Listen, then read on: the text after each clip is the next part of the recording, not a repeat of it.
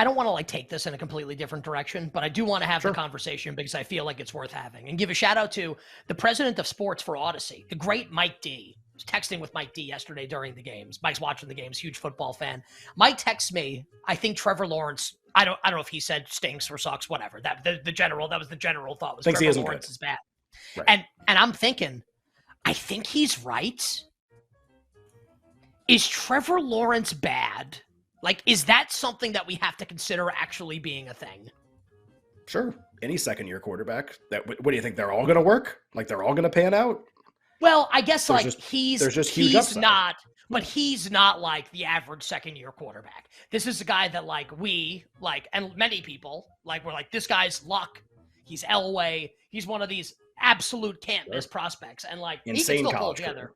He can still put it together, but I mean, he might not be great. Maybe he's just average, and maybe that's what it's going to be. I don't know, but I just feel like the alarm bells are going off a little bit for Trevor Lawrence maybe just being bad.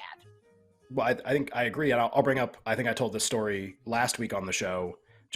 I really like listening to Trent Dilfer talk about quarterbacks, does Elite 11 quarterback camp, has studied quarterbacks forever. They feel like they kind of got the book on evaluating quarterbacks successfully. They've been right about basically everything.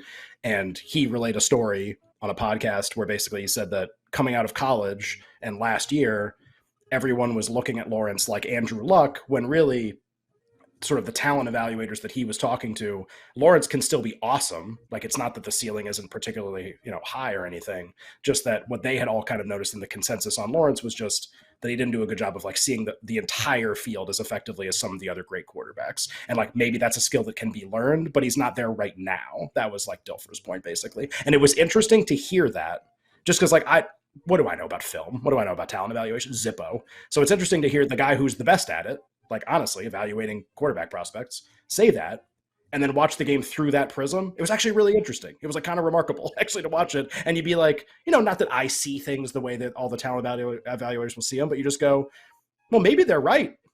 Maybe they're right. And this is what they think. This is not a new development based on what happened on Sunday. This was entering this season. That was kind of the book on him. So I just thought that was kind of interesting and wanted to reshare that story as well.